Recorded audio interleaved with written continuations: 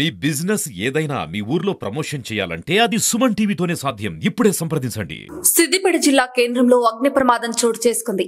పట్టణంలో స్థానిక ముస్తాబాద్ చౌరస్తాలో గల బాలాజీ బార్ అండ్ రెస్టారెంట్ లో అగ్ని ప్రమాదం సంభవించింది.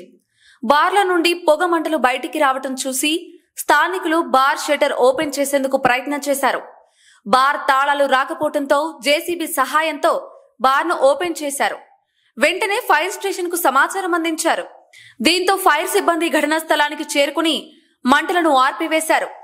ఈ అగ్ని ప్రమాదంలో బార్లో ఉన్న మద్యం బాటిల్స్ తగలబడిపోయాయి. అగ్ని ప్రమాదం ఎలా జరిగిందో, ఎంత మేర ఆస్తి నష్టం వాటిల్లిందో అని అధికారులు దర్యాప్తు చేపట్టారు.